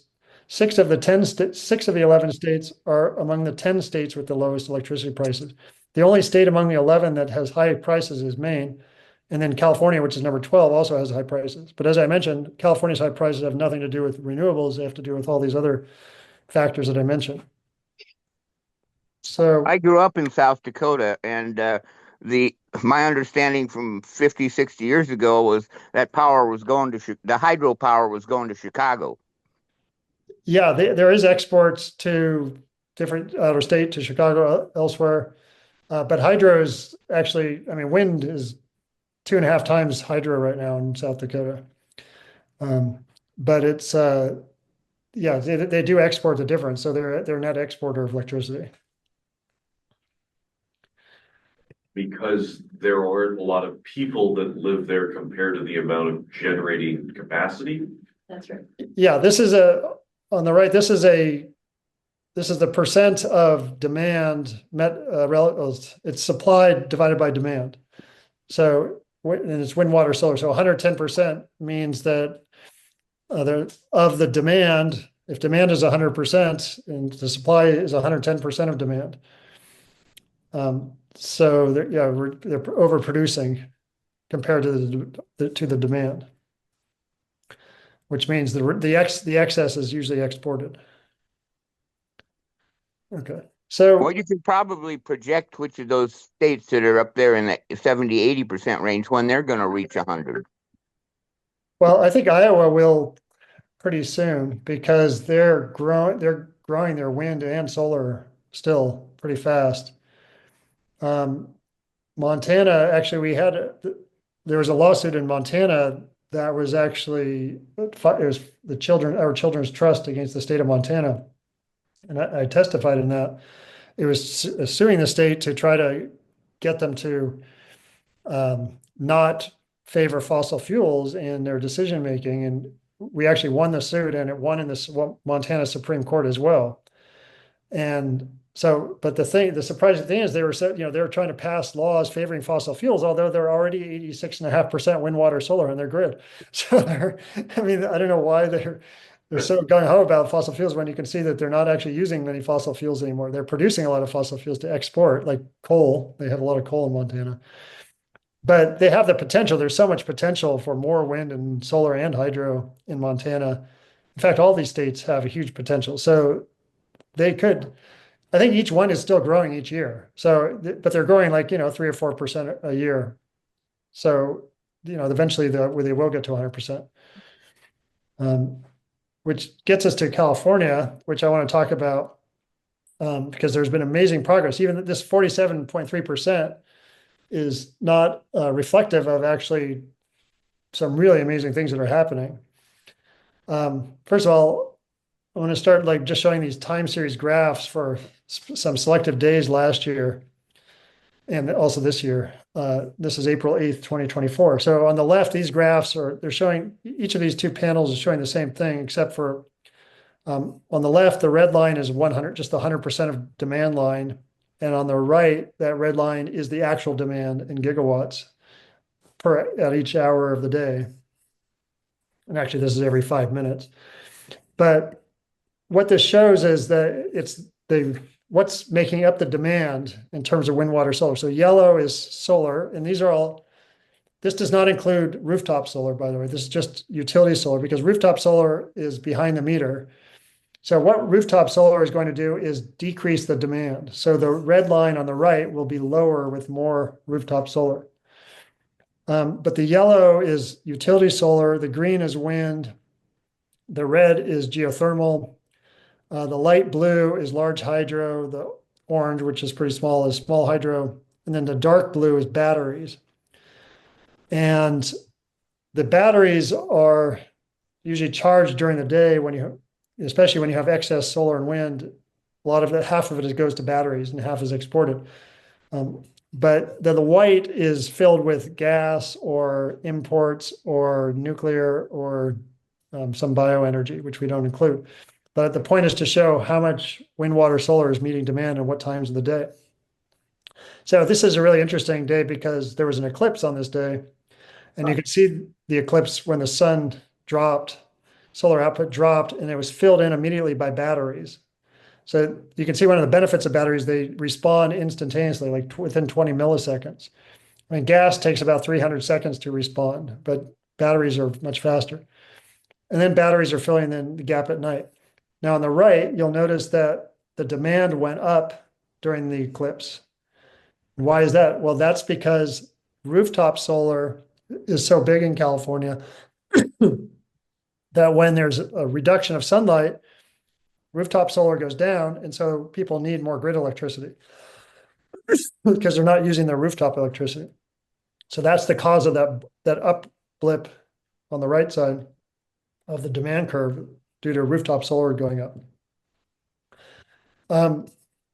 And so here's another day on May 5th, 2024, where wind, water, solar supply met 162% of demand for a few minutes. And this is becoming more common where we have much more supply than demand. And then half of that excess supply is used to charge the batteries, which are then shifted to nighttime. And you can see we're always seeing batteries being used at night or early morning. And the other half is exported to out of state and then imported later for nighttime. So exports and imports are kind of like batteries as well. Because we're exporting during the day, importing some at night. Now, here's another day where wind, water, solar met 82% of demand in the 24-hour average, which was a record. So it didn't meet 24 hours, but on average, it was 82%. Here's another day where the peak battery output was 7.8 gigawatts. And now, actually, the peak batteries are now up to almost 11 gigawatts this is the main CAISO grid, which is about 82% of California's grid. So we now have 11 gigawatts now, but look at the power demand. The average power is around 24 gigawatts. So batteries are like on the order, can meet like 40% of the average demand for 4 hours. These are all 4-hour batteries. Batteries have doubled basically in the last year. So it's really rapid growth, and the batteries are useful for filling in these blanks at night. Here's a day where the peak solar output was maximum and the daily solar output was maximum. And there were several days when California was 100% solar alone. I mean, solar production alone at the utility scale met the demand. And then there was also wind and other things that made it more than 100%. But all in all, here's one where wind, water, solar met 52% of demand. This was this year. So this is February 2025, a few days ago. And so far, last year, there were 135 days out of 365 that wind, water, solar supply exceeded demand for anywhere from 5 minutes to 10 hours a day. And this year so far, as of yesterday, there are 12 days so far this year where we've met 100% of demand. This was one on February 2nd. But in comparison, last year from January 1st to February 7th, only one day we're over 100%. So now we're 12 days this year so far, one day last year. So we're breaking last year's records by far, and I'll show you more on that. But 135 days, so which is amazing. California is the 5th largest economy in the world, and we're going over 100% renewables on the main grid for 135 days last year, and this year it's going to eclipse that by a lot. So this shows statistics for last year, 2024 versus 2023, and then I'll show you 2025 versus 2024. The interesting thing here is that demand hardly changed. So there was a slight, maybe a 1% increase in demand, less than 1%, in 24 versus 2023. And part of that is because of the rooftop solar. Even though there were more electric vehicles, more Bitcoin mining, more AI, you expect demand to go up 3 or 4%, but it only went up less than 1%. And that's because of the huge growth of rooftop solar, which people then use more electricity from their own solar and use less grid electricity, and that's what kept demand down. But wind, water, solar supply went up. It was on the order of 15% or so. Solar was up 30%. Wind was up about 8%. Geothermal and hydro were down. Batteries doubled. Gas went down 25%. So we used 25% less gas last year in 2024 than 2023. So this illustrates that we do not need gas to keep the grid stable. With more renewables do not then result in more gas being used, less in fact. And then, but let me just skip forward to this year, from January 1st to yesterday versus the same period in 2024. Well, demand has gone up only like 0.4% again. It's a very small change in demand. Wind, water, solar supply is up 20% so far this year versus last year at the same time. Solar, that's due to growth in solar, slight growth in wind, slight growth in geothermal, and hydro hasn't changed very much. Batteries are up 90% versus last year. Fossil gas is down 29%. So we're still seeing more drop in gas. Nuclear hasn't changed. Imports have gone up to replace some of the gas. So the gas is being replaced by both more wind, water, solar, and more imports. Bio is pretty low, but the average wind, water, solar as a percent of demand is up about 7%. And anyway, this is really amazing progress. And just to illustrate this is the nameplate capacity of wind, water, solar generators and batteries from 2018 to 2024. And you can see everything's going up in terms of utility PV, distributed PV, batteries, even wind is increasing slightly. So this is what's, we're seeing the benefits of it now, more and more renewables on the grid. Here's the change of demand by hour each year. And you can see that the purple is from 2023 to 4 versus the kind of aqua is 2022 to 23. And you can see the demand has dropped during the day, and that's due to rooftop solar. So more rooftop solar, that decreases demand. More utility solar, that increases wind, water, solar supply. So what can we do to get rid of the rest of the white spaces in those graphs to get more nighttime electricity? Well, more utility PV and batteries will help to not only increase wind, water, solar during the day, but then the batteries can then shift that excess WWS to nighttime. Rooftop PV and batteries can reduce demand. More heat pumps and energy efficiency in buildings reduces requirements for energy. More offshore wind. Well, we don't have any offshore wind so far, but offshore wind will help. Enhanced geothermal will help to provide nighttime electricity in both cases. Shifting more hydro to night and using demand response more effectively. This is how we can get to 100% clean renewable energy in California or electricity in California, 24 hours a day, 365 days a year. All right, so, well, just to summarize, kind of, first of all, the large global plans, we calculated that we can transition the world to 100% renewables, we would create about 28 million more long-term full-time jobs than lost, although I didn't talk about that. The footprint and land requirements are pretty small compared to what's currently being used. We'd eliminate on the order of 7 million air pollution deaths per year, slow then reverse global warming eventually. We can keep the grid stable throughout the world. Energy costs are 60% lower and social costs are 90% lower than with fossil fuels. And California is making huge progress in going to 100% clean renewable electricity, which is good for electric vehicles and good for a lot of things, good for people's health, for climate. Yeah, if you want more information, here's a lot of additional sites, but that's basically everything I have to say. So opening up to any more questions if you guys have them. Yeah, what I'd Quick like to do question. what I'd like to do is start with the chat because there was a few chats that we kind of didn't get to. So let me see if I can figure out how to show those. Let's see. The first one is these numbers against population. That wasn't really, it was sort of covered off, but and I think Cecilia, that was related to the states or the countries. Do you remember? No, probably those percentages. Percentages by states, I think, is what. It would be, I guess it'd be either of those, just to see how population, if there's some kind of correlation between population and well, how much percentage of demand is covered by wind, water, solar. So like of these countries, like on the left, the countries are pretty small, except for like Ethiopia is pretty huge in terms of population.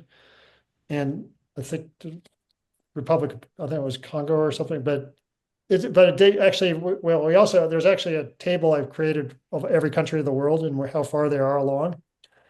And of the countries that are 50 to 100% wind, water, solar, they represent, I think it was like something close to 15% of the world population.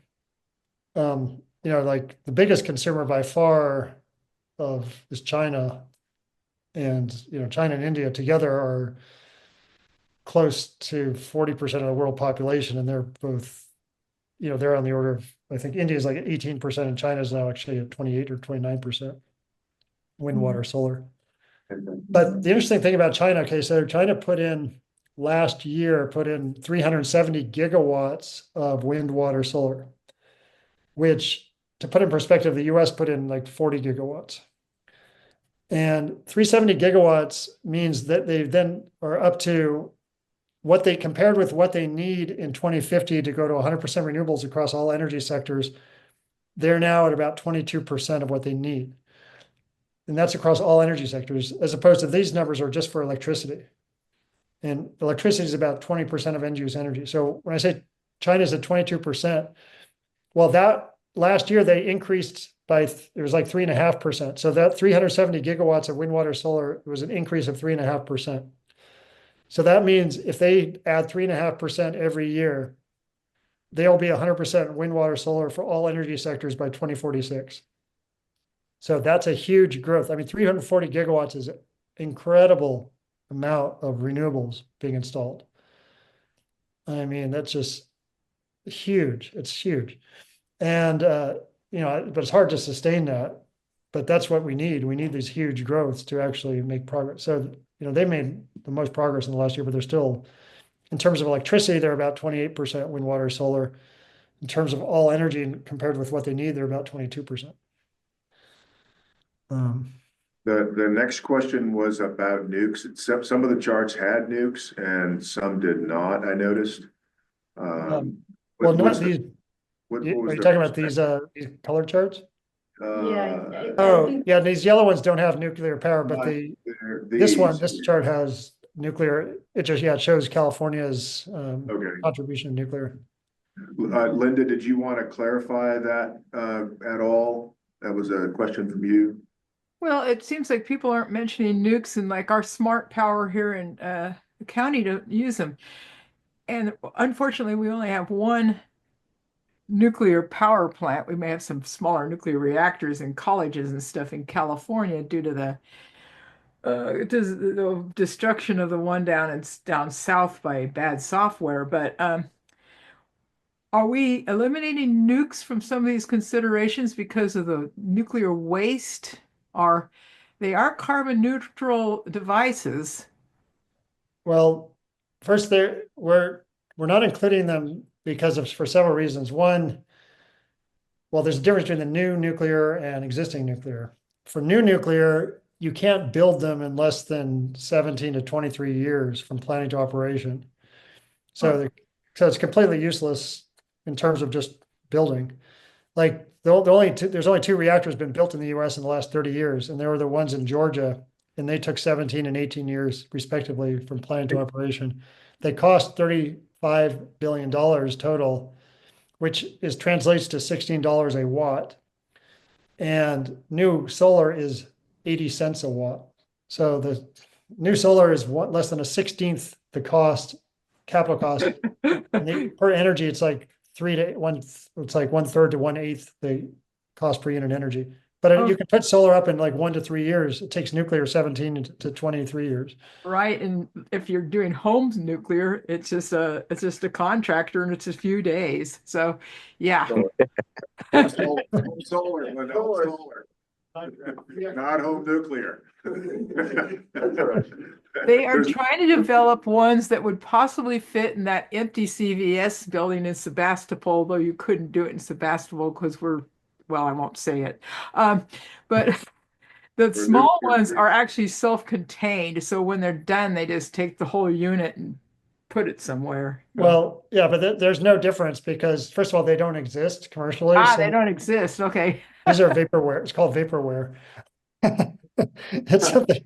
Darn it. It's a wonderful idea, but it doesn't exist. Oh, sorry. I was. I mean, they've been trying, people are working on it, but they've been, there's no difference in the time it takes for these. I mean, first of all, they don't exist. There's no design approved anyway. So you can't, I mean, it's like saying anything you want to build. Yeah, it sounds great on paper, but it doesn't actually, there's no example of it.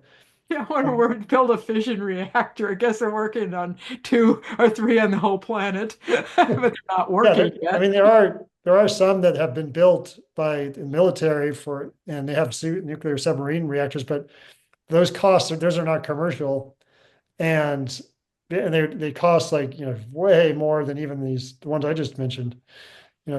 So they're not anything commercial that anybody was going to sell, and they're not approved by the Nuclear Regulatory Commission for commercial use. So the timing is expected to be the same, like anywhere from, well, there won't even be designed a prototype until 2031 or something. And if there's a prototype, it'll still take many years before there's actually a commercial one, but it's going to have the same problems in terms of cost, time lag. You have to deal with waste. There's meltdown risk, weapons proliferation risk, and they're not carbon neutral actually, because they not only take a lot of energy to build, I mean, to actually construct, like the reactors in Georgia, it took them, the construction time was like, 10, 11 years. And they laid enough cement for a sidewalk from Miami to Seattle. And all that carbon emissions went up in the air, still won't be recouped for decades. And on top of that, I think I was thinking there was something Bill Gates was working on, that was, I think the fluid going through it, not the stuff. TerraPower, yeah. Was, and that was supposed to be self-contained, but yeah, you're right. If you think about a construction, because when they think about an electric car, they also think about how much carbon is used to build the car. But certainly a massive Bechtel level construction site is going to take a lot of carbon, just the fuel for the vehicles alone. Well, yeah, and then you have to mine the uranium and refine it. And refining uranium is a very energy intensive process. So there's more emissions there. Plus you have heat and water vapor emissions from the reactor itself, and those affect climate as well. So when you add it up, it's 9 to 37 times the carbon equivalent emissions as wind. So it's not carbon neutral. Got a couple of questions here, Brad. Oh yeah, Mark, my impression was also that insurance on nuclear power plants was very, very difficult and or expensive to obtain. Yeah, and imagine if you put it in Palisades, what the insurance would be. Did you have a question, Sonia? Yeah, Dr. Jacobson, thanks for your presentation. Yeah. I've been following you for a while and I really appreciate your pragmatism. I was curious about the public health upside to, shifting to wind, water, solar, and, if we're going to reduce the number of all-cause cases of death. I think you said that in California, we have 12,000 a year. Are there any examples of like really urban areas that really need, kind of short-term solutions to clean their air and stuff like that? Have you thought about highlighting certain examples? Well, I think especially if you go to Asia, there in India in particular, but also China, but anywhere in Bangkok, it could be Bangkok or it could be, any country in Southeast Asia with a big city where they have horrible pollution for quite a bit of the year. And yeah, if those are like, you're going to get the biggest benefit of electrification. Los Angeles is the most polluted city in the US still. And, but the Central Valley is also very polluted in California. In fact, 7 of the 10 most polluted cities in the United States are in California. And there are a lot of examples of where you could see improvements, and there have been studies like theoretical studies, and even there have been measurement studies in some cities showing that stopping emissions has reduced health damage due to, like some emission standards that were set, and that reduced air pollution, that reduced health costs and losses. But we know, well, I think we know what's going to happen when we stop emitting. So the key is just to implement it. And I mean, I'm at the point where, we don't need more studies on this. We know what we have to do, because, it's pretty obvious that if we stop emitting chemicals such as oxides of nitrogen, organic gases, particulate matter, certain carcinogens, we're going to have health benefits to it. But, you'll be able to measure it like we saw during the pandemic when people stopped driving, how the air pollution levels went down a lot in cities. So that's kind of an illustration of how you can see it if you track it. We have one more question in the room, and then we'll go to you, Lawrence. Yeah, Mark, thank you. This has been great. I had a couple questions. One is, do you forecast the lag between change in carbon emissions worldwide and then the health response? Like we're not going to see it immediately, in other words, right? Yeah, sorry, you're asking, so I missed the first part. It's kind of like there's a certain amount of inertia in the health world for pollution. And I'm wondering, what kind of lag do you see with kind of change in pollution to health response? Oh, it's immediate. Like as soon as you stop emitting, you'll get a benefit. Like you can get the daily deaths. Like conversely, there's a correlation when you have high particulate matter in particular. On a given day, you have more people going to the hospital, more people dying on a given day. So, wow. if you have a heart attack in air pollution, you're more likely to die of the heart attack than if you're in clean air. Okay. Wow, interesting. The other question is, in all this, I remember hearing about flow batteries in the past being something, technology for storing chemical energy in chemical fluids. Is that useful anymore, or is that kind of dropped by the wayside, as far as an efficient source of storing large amounts of energy in a fluid, and a chemical fluid? Well, I think there are multiple batteries for stationary storage. I mean, there are limited batteries for vehicles because they need to be high density, but there's still a lot of options for stationary storage that are being explored. You'd have to go through each one. The flow batteries, I think, are still in the picture. Okay. All right. Thanks. We have a few minutes left. I think it's time for a couple more questions. Lawrence, looks like you had your hand up. Thanks. So Mark, this is amazing research. You've got all the numbers. It's really clear what we need to do, but there are incumbents with deep pockets that are preventing the obvious from happening. And I'm wondering, are you liaisoned with any institutions or lobbyists, or who are you feeding this information to who can make a difference? Because they aren't listening to me, that's for sure. Well, I mean, we were pretty effective when we started doing this back in 2011, well, 2009 is the first one, but we did work with different states. So New York, California, we ended up getting 19 states to pass laws to go to 100% renewable electricity, and Washington, D.C. and Puerto Rico. So 21 entities. Plus, there are 180 cities that have passed laws and resolutions to go to 100% renewables. And then there are 8 laws and resolutions proposed in Congress, but not a single one has ever been voted on to go to 100% renewables, including the Green New Deal. And so there has been some impact, but it's kind of in the last few years, there's continued growth, but there's like less like concerted effort to focus on renewables. I think when Trump first came president first time, that's when a lot of these states started taking action themselves and saying, okay, and we had plans for each state. And so they actually jumped onto those plans. So it did get a lot of traction, but it wasn't because of me. It was because, well, I was working with helped co-found a nonprofit called the Solutions Project that kind of combined people in science, business, culture, and community, that by working together, we were able to get information out to a large number of people. But nobody wanted to listen to me as a scientist. We're just. So it's a solutions project, kind of like the main group that's taking your research and coming up with policy based on it? Well, we didn't come up with policy, but we were able to get the information out to policymakers really effectively because we had some celebrities in there, and there were some business people in there. And just by combining everybody together, it was just stronger than, like, scientists, we squawk all the time about things, nobody listens. And so we're like the lowest on the totem pole. I mean, but we were able to produce the science that people do, the people who can get information out, give them these scientific studies, and then they do listen to them. If we, say this is what we should do, that, they do listen, but they don't listen to us. They just listen to other people present our work.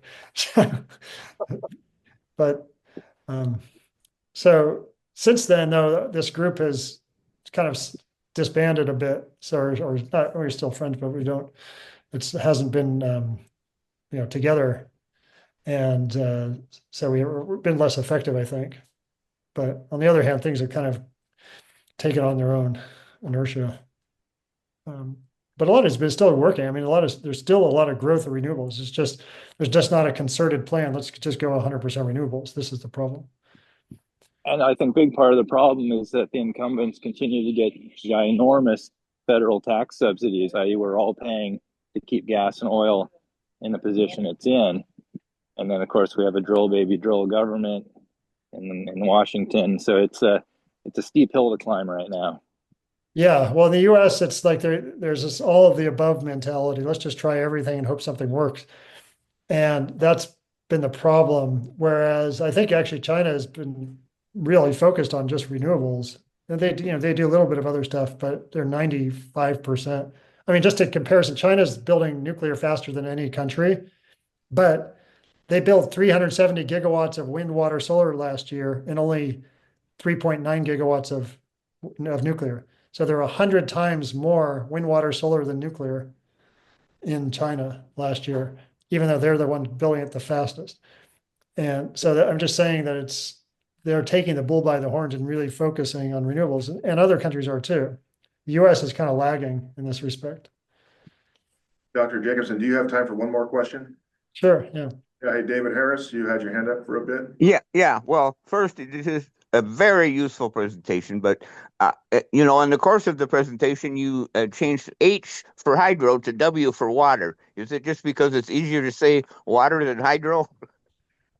Well, yeah, we need an acronym that was easy to roll off the tongue. Right. But also water includes not only hydro, but also geothermal and tidal and wave. Okay. There. That's very useful to get that piece.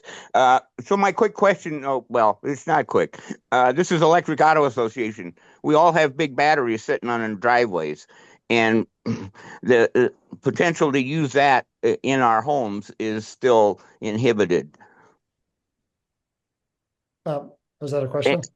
Yeah, well, to be able to use those batteries and not have to buy stationary batteries, it seems to me to be a lost opportunity. Yeah, well, there are some electric autos, like, I think Rivian, you can have bidirectional charging as well, like now, and Right. Well, actually, the Nissan Leaf has had bidirectional capacity ever since 2013, but the equipment hasn't been pushed in the U.S. yeah, I think there's some, like, even, I don't know, does a Cybertruck even, does that allow bidirectional charging? Anybody know? But there are selected ones, and I think like Tesla was like against it because, well, part of it, there is this loss of efficiency. I mean, if you're going to charge and discharge from your car, then it's just going to reduce the number of cycles you can use to drive it. That's one issue. Okay. But I have electric cars too, and I have but I also have a wall mount battery. And the wall mount battery is nice because it just on a daily, every day, it automatically just cycles and it optimizes so that you can minimize any rates if you're importing electricity, which I'm sure you could do if you do it from your car as well. I would just be afraid, let's say say somebody's driving and you want to use your battery for optimizing your electricity use in your home, then it could be less optimal. But definitely, like for emergencies, it's having the ability to do bidirectional is great. I mean, I was looking at an example when there was a Rivian that was in Lake Tahoe, and it was snowing, and the power was out, so they were able to charge their home from the car. Work really well. So it's definitely useful. Right. Well, thank you. This has been a fantastic presentation. Thank you very much. Thank you. Oh, very good. All right, folks, we are over time now.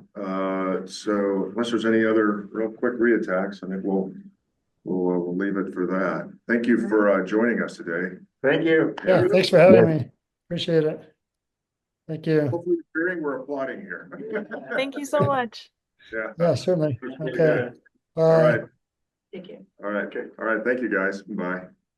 We're going to end the meeting there, and we'll see you guys in a bit. Anybody, we can still sit around here for a bit and chit chat? Yep. Okay. How did we find?